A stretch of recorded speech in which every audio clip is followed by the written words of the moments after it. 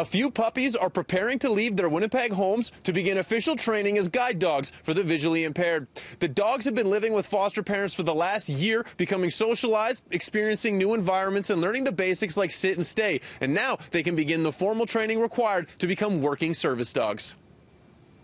This is Grace, a golden retriever. She's been working with Jane McSwiggan for the past year. It'll be an emotional moment for both of these ladies when it's finally time to say goodbye.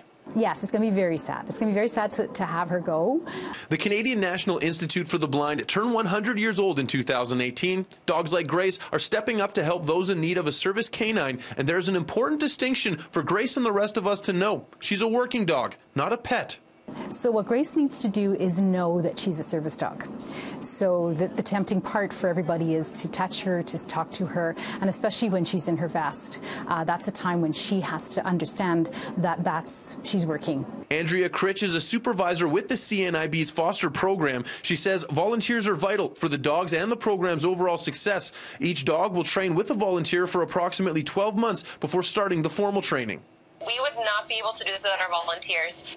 Right now, like myself, I actually have 20 dogs between Winnipeg and Toronto, and I don't want 20 dogs in my house, you know? I already have 2, so that would be a lot. So if we didn't have volunteers, we would not be training this many dogs. Canine graduation success rates are about 60%. The dogs that don't pass become ambassador dogs for the Institute or help train the next round of puppies. The CNIB does cover the costs of vets, kennels, food, and other bills associated with raising and maintaining these working animals. Critch says it removes the financial barriers for those who can't afford a service dog.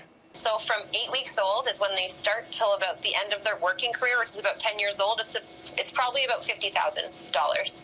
As much as McSwiggan and Critch spend time training the dogs, they spend a lot of additional time working with people who ignore or don't understand the rules of engagement when it comes to service dogs in public. Rule number 1, ignore the dog. Rule number 2, ignore the dog.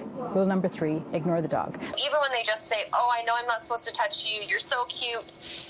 Even when you say that acknowledgement, that eye contact for a dog is confirmation that we can say hi to you.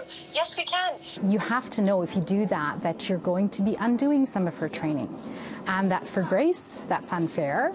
In Winnipeg, Mark Neufeld, City News.